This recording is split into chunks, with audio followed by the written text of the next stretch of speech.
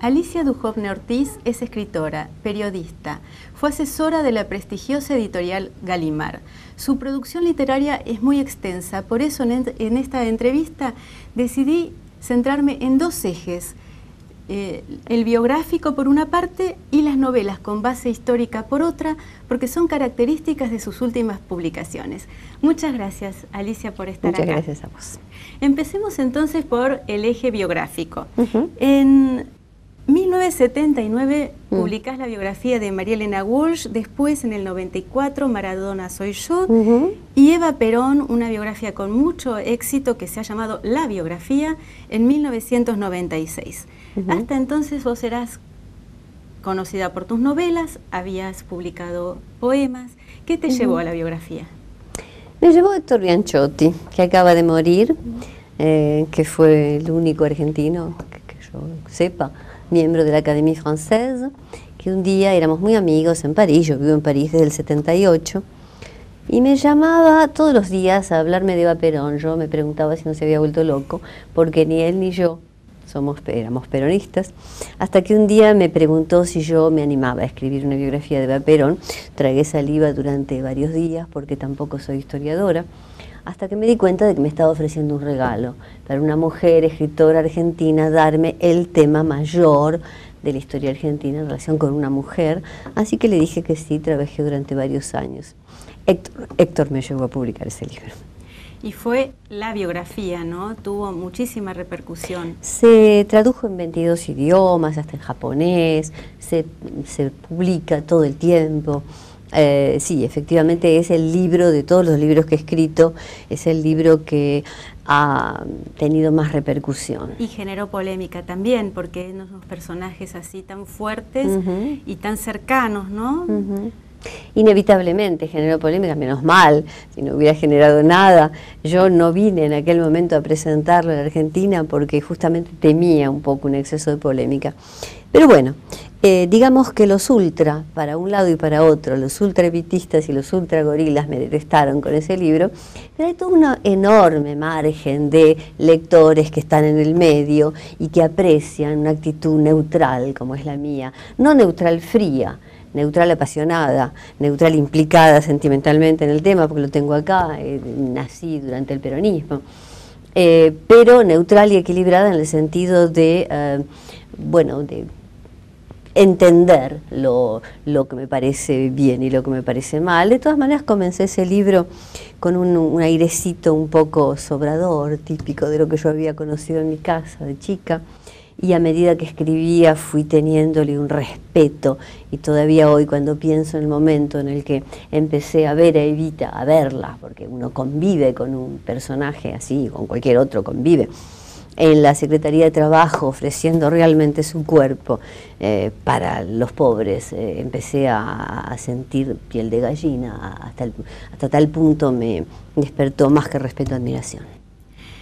Hay una novela del 1998 que es Mireya, donde partís de la idea de que una mujer rubia que está en un cuadro de Toulouse-Lautrec es Mireille, es la famosa Mireya, que conoce a Gardel y viene a Buenos Aires. Acá se trataría de una biografía ficticia, de una novela que trata una vida ficticia. Se trata de una novela que habla de un personaje real y que se convierte en una novela basada en una posibilidad. A mí me gusta basarme en la realidad, porque la realidad me parece riquísima. Y tirar del hilo de la posibilidad. En esta novela lo hice más todavía. Hasta cierto momento me basé en un descubrimiento de Cortázar. Yo estaba viviendo en Albi, exactamente, terminando Eva Perón, en Albi, la ciudad de Albi que queda no lejos de Toulouse, y iba muy a menudo, cruzaba el Puente Viejo, para ver en el Museo Toulouse-Lautrec, que estaba enfrente de mi casa, el cuadro de Toulouse-Lautrec au Salon de la Rue de Moulins. Es una escena de burdel donde hay tres mujeres en un sofá rojo de terciopelo y una gordita de pelirroja de medias verdes, que era esta célebre Mireille, y me fascinaba, hasta que un día un amigo de Albi me trajo un libro muy poco conocido de Cortázar, que se llama Monsieur Tango o Monsieur Lautrec, no me acuerdo, con dibujos de Sabat, basados en las escenas de burdel y de tango. Y bueno, Cortázar encuentra que esta gordita pelirroja de medias verdes se llamaba Mireille, que era una de las favoritas del pintor, de Toulouse-Lautrec, que la amaba a su modo. Y en un momento dado, Toulouse-Lautrec escribe una carta a un amigo diciéndole: estoy desesperado porque Mireille se va a Buenos Aires a seguir el siniestro camino de Buenos Aires, de la prostitución, el del milieu francés, y sé que no va a resistir, sé que no va a sobrevivir. Exit la verdadera Mireille, es decir, que a partir de ahí esta Mireille existió, hay cartas de Toulouse-Lautrec, hay un descubrimiento de Cortázar que se pregunta: ¿y no será que esta rubia pelirroja en Buenos Aires se convirtió en la rubia Mireia? Hay temas que te llegan de esa manera. En ese momento yo me dije: esto es para mí, esto es totalmente para mí, sigo la fantasía de Cortázar y me pongo a pensar con mapas de la Buenos Aires de la época, de los burdeles caros, de francesas, a dónde pudo ir a parar esta Mireille. Entonces descubro que hay un burdel en Sarmiento y Libertad de francesas caras y que a unos metros está la lavandería donde trabajaba Berthe Gard, la madre de Carlos Gardel, del futuro Carlos Gardel, que en ese momento era un nenito. De ahí a imaginar que Berthe podría haber llevado las sábanas limpias al burdel de sus compatriotas y que podía haber venido con el nene, y que todo ese mundito se pudo haber entendido no en francés, sino en occitano, porque el bajo pueblo del sudoeste francés, donde yo he vivido, de Toulouse y de Albi, no hablaba francés, hablaba occitano. Entonces ahí surge una novela en la que está el nacimiento del tango, que nació mucho gracias a las chicas francesas de los burdeles, y donde está el surgimiento de una relación extraña entre Mireille y este chico llamado Carlos. La realidad te da indicios que vos después desarrollás y trabajás con el lenguaje, y la realidad te da mujeres fuertes. En el 2003 aparece otra obra que dedicás a las mujeres. Esta vez se trata de Anita cubierta de arena, novela en la que hablas de Anita Garibaldi y de su amor justamente con Garibaldi, una mujer que era una mujer de armas tomar, ¿no? Era una criollita del sur de Brasil, 1830, cuando Garibaldi, que era el Che Guevara de la época, llega a ese lugar a ver en qué puede emplear su fuerza de lucha, porque lo han echado de Italia, es un exiliado de la revolución de Mazzini, y se pone a apoyar una guerra de secesión de Río Grande do Sul y de Santa Catalina, donde era ella.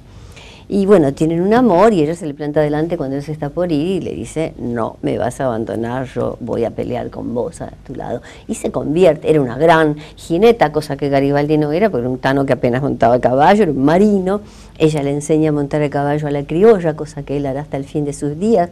Es ahí donde él se empieza a vestir de gaucho o de gaullo del sur, después de Uruguay. Y ella se convierte en una heroína extraordinaria en esos lugares que yo recorrí, porque siempre voy a los lugares para mirar, porque son lugares donde son luchas, donde el paisaje es un personaje más. Lo que es el plan alto de esta región del sur de Brasil, con araucarias perdidas en una pampa extraña, y lo que es atravesar un torrente. Vos lees los documentos y te preguntás cómo es posible perder 900 vacas en un torrente. El paisaje de hoy no es así, pero lo quería ver. Y después la historia final de esta mujer que tiene 4 hijos y que no es madre. Era buena madre, pero ella quería luchar al lado de él en Montevideo, cuando él está en el sitio de Montevideo luchando contra Rosas. Ella está relegada a su condición de madre y finalmente viene la escena final cuando se van a Italia. Él está vencido en el sitio de Roma y ella atraviesa toda una Italia en guerra, a caballo, disfrazada en coches de verdulero, a pie, como sea, para ir a luchar al lado de él y a morir al lado de él, y termina enterrada en la arena, con un brazo que sobresale. Por eso es Anita cubierta de arena, en la costa adriática. A Eva Perón te llevó Bianchotti, a Mireia, de alguna manera Cortázar. ¿Y qué fue lo que te atrajo o quién te llevó a Anita? Mi mamá. Mi mamá. Estábamos en Roma en 1950, con eso estoy diciendo mi edad, yo tenía 11 años, Y mi madre me muestra una estatua en el Gian Nicolo de Roma, lamentablemente una estatua mandada a hacer por Mussolini, porque estos héroes populares pueden ser utilizados por personajes populistas. Entonces, desgraciadamente, Mussolini exaltó la figura de Garibaldi y de Anita, que también exalta a la izquierda y que también exaltan los anarquistas, gracias al cielo. Entonces la estatua era la de una mujer sentada a caballo montando de lado, lo cual no era cierto porque Anita montaba como se debe, a horcajadas, con un bebé de un lado y un fusil del otro. Y mi madre me dijo, mira, esa es Anita Garibaldi, mira cómo cabalga con el bebé y el fusil. Y yo la adoré como si hubiera sabido ya que el resto de mi vida, mucho más adelante, iba a ser un poco eso, un bebé de un lado y un fusil del otro. Metafóricamente. Un fusil de un lado, una pluma del otro. En tu caso, porque en una entrevista del 2009 dijiste que te sentías a gusto contando historias reales, ¿no? Investigando, recurriendo a fuentes. Y en esa línea yo creo que también se podría encuadrar tus libros en clave autobiográfica, ¿no? Como pueden ser El árbol de la gitana, de 1998, y la autoficción, Las perlas rojas, del 2005, donde decís una frase muy linda: mi vida es un collar de perlas rojas con el hilo cortado. Sí, todo empieza con un regalo. Uno de mis novios, me regala, un yugoslavo, me regala un collar de infinitas vueltas y perlitas chiquitas. El hilo se rompe, es el momento en el que se rompe mi propio hilo, el hilo que me ata a la Argentina. En el 78 me voy a Europa, me voy porque no soportaba la situación del país y porque yo trabajaba en el diario La Opinión y estaba en las libretas de direcciones de una serie de personas innombrables en el momento. Bueno, me voy. Y a partir de ese momento, a cada una de mis infinitas mudanzas, porque si yo hablo de la gitana, el árbol de la gitana, es porque lo soy, porque me convertí en una gitana y inevitablemente todos los exiliados lo somos. Y yo soy una exiliada eterna, casi como definición de mi vida hoy. En cada una de mis mudanzas, al abrir o cerrar valijas, cajitas, carteras, había una perlita roja. Entonces era un poco como las piedritas que van guiando a Hansel y Gretel o que los van perdiendo. Ese es el sentido de este collar que tiene el color de la sangre, claro. Y antes de pasar a otros libros tuyos donde trabajás también el tema de lo biográfico, en mujeres, yo me quiero detener en El camarada Carlos, donde justamente haces la biografía de tu papá, que fue un militante comunista adiestrado por la KGB. No por la KGB. Ah, no, perdón. No por acá. No, porque es importante. Él fue un agente soviético. Él nació en la Argentina, en las colonias judías del Barón de Hirsch. Estuvo en el grupo fundador del Partido Comunista cuando él tenía 14 años y en 1923 se va a la Unión Soviética, porque consideraba que la verdad estaba ahí. A vivir en la casa de su primo, Benzion Duhovne, que era el presidente del Banco Central de Moscú. O sea que él vivió muy de adentro durante los primeros años, cuando se estaba muriendo Lenin, y después el surgimiento de Stalin, vivió muy de adentro los acontecimientos. Y entró a trabajar como intérprete en la Internacional Sindical Roja, que era una internacional que se ocupaba de la agitación sindical en el mundo entero. Estamos hablando de un momento en el que se creía que la revolución mundial llegaba ya en cosa de minutos.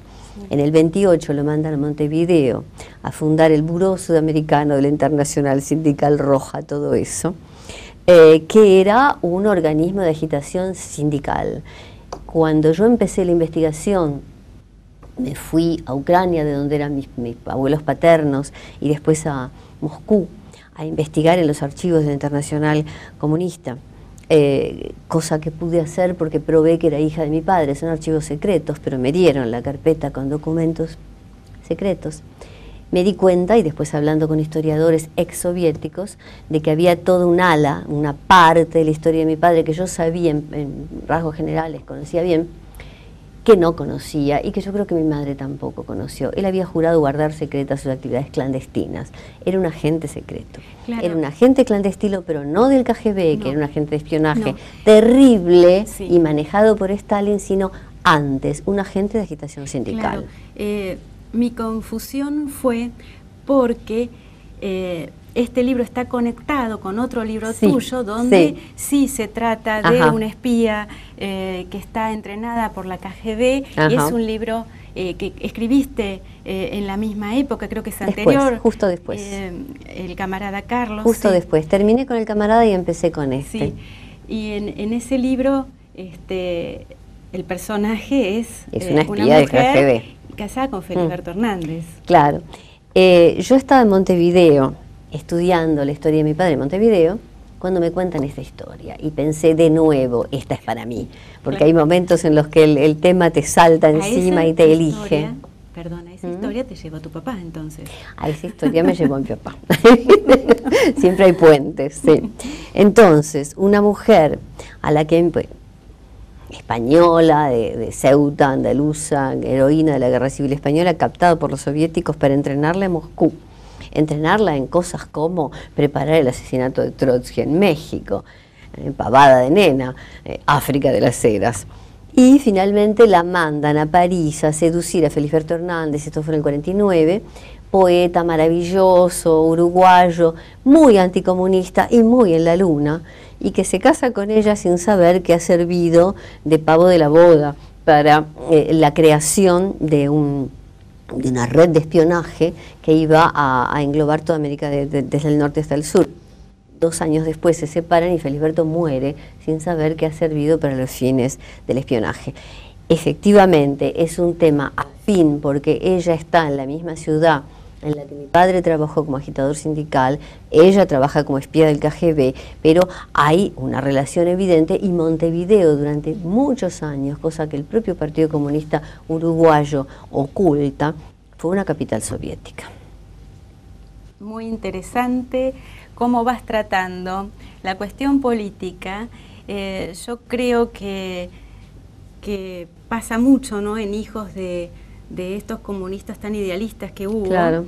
Quedarse marcados por qué es lo que ha llevado a mis padres a esto. Así es. Y por otro lado, vos manejás otro registro también de la herencia, que bueno, en el árbol de la gitana, pero también que aparece, según creo, en este último libro, Un corazón tan recio, que es una autobiografía novelada de Santa Teresa de Ávila, donde aparece justamente el tema de los orígenes de Santa Teresa, y me gustaría que leas un párrafo, ¿no? Que ¿cómo no? Acá te señalo. Es una autobiografía ficticia. Yo me permito tomar la palabra en su nombre y me divertí mucho al hacerlo porque es un personaje que adoro por su sensualidad y por su picardía.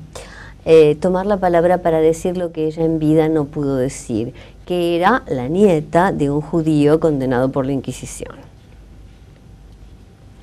Si me olvido de ti, Jerusalén, que mi mano derecha se paralice y mi lengua se pegue a mi paladar. Es lo que ha sucedido. Tengo la mano inmóvil y la lengua pegada. No me he olvidado de Jerusalén, pero no la he nombrado más que para taparla con un palabrerío lleno de vueltas. Simular, disimular, será por eso que estoy muda, será eso lo que pago con mi osamenta rota. Estas palabras me llegan de lejos, amortiguadas, pero no mortecinas. Prolongan las de la vieja que gruñía por los rincones de la casa. Y acá viene una frase en hebreo que no te puedo decir. Nunca necesité traducción, siempre las entendí sin preguntar. Caían de su peso, 2 lenguas, un sentido. Y ahora que lo pienso, ¿cuántas veces se me deshizo la lengua en la boca? Sino 2. Aquella en que la vieja me indicó el manuscrito que no debí leer, y esta de hoy, cuando en punto de muerte mastico a duras penas un puñado de higos que alguien me ha conseguido en medio del camino, y la lengua no quiere. Higos secos, lengua seca. Siempre los encontré parecidos, como si adentro de la fruta bailaran unas lengüitas o unas llamas que no se apagan. Es un lenguaje muy poético, es una mujer que te atrapa y que también atrapó a una escritora como Julia Kristeva, porque los libros de ustedes salen en Francia casi al mismo tiempo. Casi al mismo tiempo, ¿no? Y esto es muy significativo. yo quisiera que hablemos un poco de lo que es esta temática de novelas con base histórica, ¿no? Que tiene antecedentes tan notables como las Memorias de Adriano de Yourcenar, y que, sin embargo, acá en la Argentina sufrieron como un descrédito, ¿no? Es cierto. Entonces, me gustaría que hablemos un poco de esto. Bueno, es muy lamentable porque es un género que tiene cartas de nobleza, que comenzó durante el romanticismo inglés, comenzó con Walter Scott. En Francia, el primero que escribió una novela histórica, Cinq-Mars, fue Vigny, Alfred de Vigny. Bueno, que de repente en la Argentina, yo no entiendo por qué, ni me interesa saberlo, y no me interesa saberlo porque lo que yo escribo no tiene mucho que ver con eso, haya habido una gran cantidad de novelas de éxito fácil sobre tema histórico y, desgraciadamente para mí, porque el tema femenino me interesa, basados en heroínas, mujeres. Bueno, no sé por qué, de cualquier modo, valientemente yo sigo adelante con lo mío porque es lo que me interesa, porque me interesa la historia, porque no me interesa el presente y porque tampoco me interesa inventar una trama, sino que en la riqueza de un personaje como la Teresa, a la que descubro judía y a la que descubro con la obligación de callarse la boca hasta el final. En España recién se supo en 1947 que la gran doctora de la Iglesia era de abuelo judío condenado. Bueno, hay una riqueza en la realidad que no encuentro que no encontraría en una trama creada por mi propio Magín. Una riqueza y una relación con el pasado que me interesa ardientemente, y además esto de hurgar en la historia me permite un doble placer. Yo soy un hedonista escribiendo. Si cuando estoy escribiendo no gozo y ni me divierto, es que no sale. Hay un placer de la escritura evidente, pero antes del placer de la escritura, con estas investigaciones históricas en las que está la realidad y está el hilito de la posibilidad del que tiro a menudo. En Teresa lo hice con una carta enviada por su hermano que vino a la Fundación de Buenos Aires, cosa auténtica, con don Pedro de Mendoza, una carta inventada. Entonces yo lo digo, esto pudo ser, bueno. Pero hay el placer previo al de la escritura, que es el de hurgar, el de ver qué hay detrás de la apariencia, qué hay detrás de la realidad. Entonces, estas novelas me permiten un doble placer, cosa que yo agradezco mucho. Claro, y estas mujeres, ¿no? Indagar en mujeres, Eva Perón, Anita Garibaldi, Dora Maar, escribiste una biografía sobre la mujer de Picasso, Dora Maar, la autobiografía ficticia de Santa Teresa de Ávila, Anita, Mireya. Bueno, son la espía, África de las Heras. Hay una punta ya, he trabajado bastante. Sobre las que has trabajado, hay mujeres como también María Rosa Lojo, que estuvo con nosotros y trabajó Eduardo Mansilla, Manuelita Rosas, o sea, hay una necesidad por esta indagación que se repite en Julia Kristeva, por ejemplo, porque ella ha tomado también el personaje de Santa Teresa. Yo recuerdo un seminario que diste hace unos años sobre Proust. Sí. Entonces, hablabas de la memoria voluntaria, de la memoria involuntaria, y después los asistentes tenían que trabajar con sus recuerdos y escribir un texto. Y recordando eso pensé, ¿no será también el tema de la memoria uno de los grandes temas de Alicia Duhovne Ortiz? Sin duda. Es el tema de la memoria en El árbol de la gitana, donde cuento las historias de mis familias, de mis varias familias, judía, cristiana, genovesa, española, de alta cuna, eso decía mi mamá por lo menos. Bueno, sí, el tema de la memoria es fundamental. Mi padre me ha ocupado siempre mucho de todos mis orígenes familiares, es fundamental para mí, probablemente más que antes, cuando yo gozaba de este paraíso argentino, antes de irme, de cortar el hilo del collar. Probablemente después del exilio fue necesario recomponer los pedazos y tratar de ver a través de la memoria quién soy. Ahora estás en la Argentina trabajando en un próximo libro de investigación periodística. Hiciste uno sobre Diego Duarte. Sí, sobre la basura. Vas a trabajar sobre otro ahora. Y para no cortar con nuestro hilo, que siguen siendo las mujeres, acabas de regresar de Paraguay porque fuiste a investigar Sí. para tu próximo libro sobre Madama Lynch? Sobre Madama Lynch, que es un personaje muy turbador, ¿no? Una hermosísima irlandesa, Cocotte, que estaba en París y que se fue con Francisco Solano López, que se convirtió en el último dictador, no el último, uno de los penúltimos dictadores de Paraguay. Es un personaje que marcó tanto el Paraguay por su belleza, por su elegancia, por su libertad sexual. Cuando llegó, las damas beatas de Asunción la humillaron y la dejaron de lado. Toda esa parte de la investigación es divertida, así como me encantó una escena sobre la que tengo documentos. La novela comienza en París, en la Rue de Clichy, cuando después de la guerra de la Triple Alianza, en la que la Argentina, Brasil y Uruguay aplastan al Brasil y matan hasta el último de sus hombres, al Paraguay. En la Rue de Clichy, la Madama Lynch, ya de 50 años, es recibida por Victor Hugo, su amante eterna Juliette Drouet, la hija de Théophile Gautier, que era escritora, Judith Gautier, y Liszt, el músico. Delante de esos 4 viejitos, porque era un club de la tercera edad, ella comienza a contar y cuenta lo que puede. Entonces toda la primera parte en la que ella llega a Asunción con una sombrillita de encaje y vestida como Eugenia de Montijo, la emperatriz, la mujer de Napoleón el Pequeño, toda esa parte es divertida hasta que empieza la guerra. Y cuando empieza la guerra, yo me he encontrado ahora en Paraguay con una realidad que sobrepasa en mucho lo que esperaba, lo que sabía, con un Mariscal López que enloquece y ella enloquece con él, un enloquecimiento de codicia, de desesperación por conseguir oro y con torturas a mujeres para arrancarles el oro.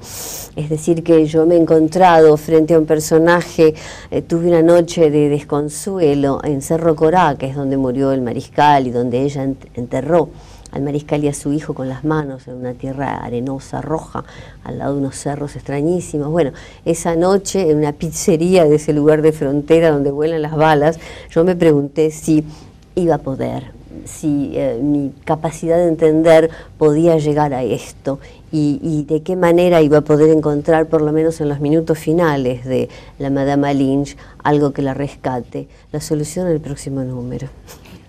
Va a aparecer la solución en este libro. Vamos a ver cómo lidias con este personaje, porque sí, bueno, cuando uno lo encuentra simpático o mayormente simpático, la proyección es más positiva, ¿no? Pero encontrar estas facetas terribles es lo que hace difícil, es lo que hace al desafío.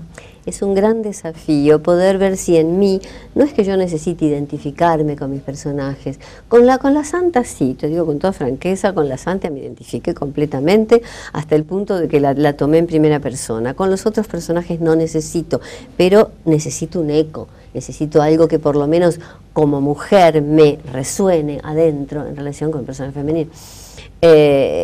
Con Elisa lo encontré hasta que estas historias de atroces torturas cuyo detalle te ahorro me hicieron vacilar, y creo que en el momento en el que pueda sobrellevar el peso de esta historia tremenda, creo que va a ser una posibilidad para mí personalmente de avanzar. ¿Quién te llevó, para terminar, para despedirnos? ¿Quién te llevó? Mi mamá. Otra vez. Nuevamente mi mamá, que me contaba historias de familia. Todas esas historias están en El árbol de la gitana, un poco guitarreadas, pero están. Entonces, la historia. Me decía mi mamá, tu tatarabuelo José Oderigo fue invitado en 1826 por el presidente Rivadavia.